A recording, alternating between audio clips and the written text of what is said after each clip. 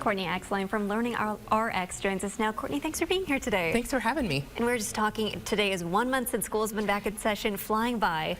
Yes. But there's lots of ways you can set your student up for success. Yeah, there is, and making sure, one thing is that going through your child's folder every night, when they bring it home, working so closely with teachers, they say you would be surprised how many parents don't do that. And they send home important information plus the work that your child has done. So that's just the first thing that you can do, is just making sure you're going through those folders, and then it gives you, some talking points for your child as well.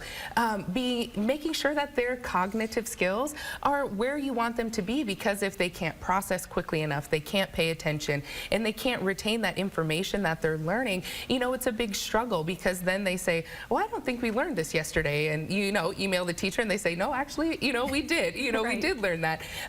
Thanking your teacher, just a note, back to them, just saying thank you, making sure, you can also just give them a $5 Starbucks gift card or something, just so that they know that they are appreciated.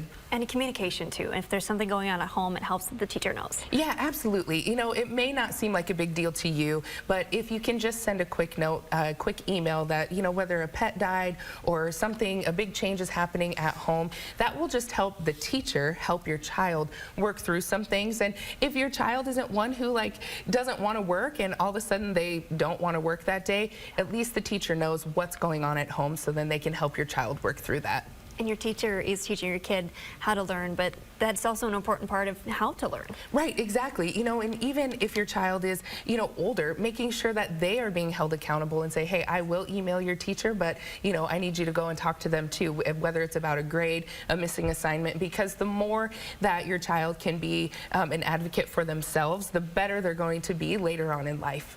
And just keeping that communication open if there is something that maybe needs an extra step.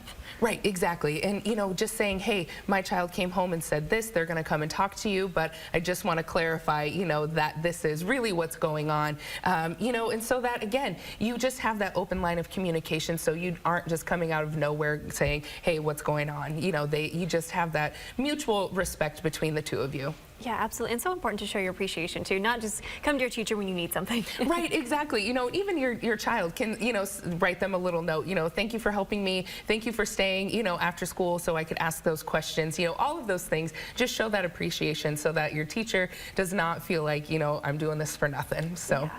All the teamwork to help your kid, that's right. Yes, exactly, yeah. Courtney, thanks for being here today. Thank you. And stay with TV9, we'll be right back.